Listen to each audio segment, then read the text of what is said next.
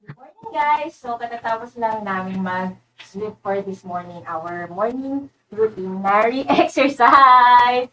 So, para sa mga cute or small like me, mga 4 feet 10 inches, tama ba yun?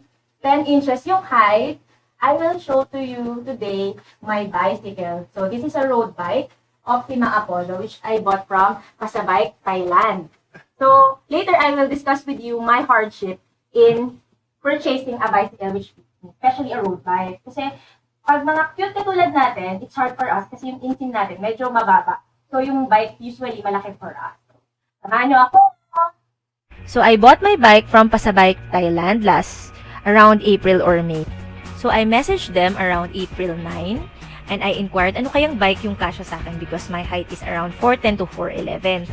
And I tried fitting a 43 and size 40 bikes pero hindi talaga kaya, nakatingkayad ako, even the double XS. So the page recommended the road bike Optima Apollo and sent me some pictures and specs. So they sent me the pictures and said that it is available in color white, black, and blue. So actually, I was in love with the color pearl white. They also sent the price with the shipping fee. But I did not immediately bought the item because I don't want to wait for 3 weeks. However, Norman and I went to all the bike shops we know in Metro Manila, even in Antipolo, but there's no bike which will fit me. Hence, I messaged them again on April 15. Since you need to pay in cash, so I asked them, how can I assure that the item will be delivered? So they asked me to check the page for the reviews. And since I'm desperate to get that bike, I checked their page and it seems that the page is legitimate. So I paid through bank transfer and the transaction was done. So you can pay via GCash, PayPal, PayMaya, or bank transfer.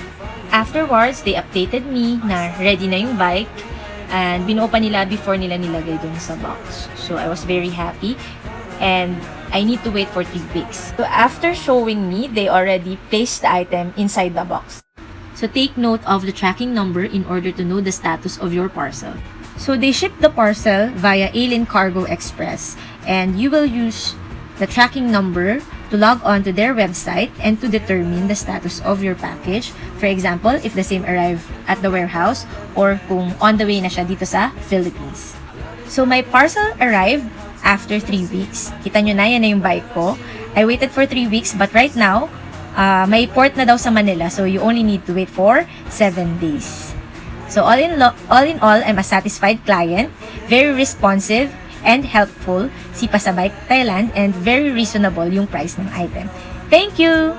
Quick bike check tayo kay Optima Apollo!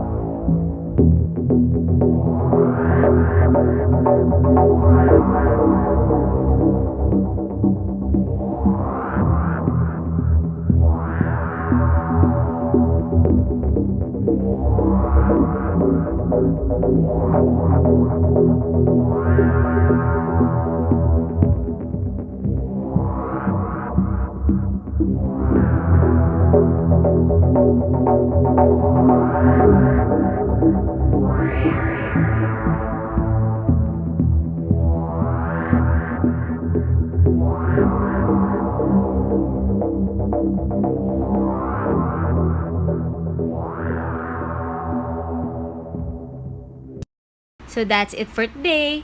Thank you for watching.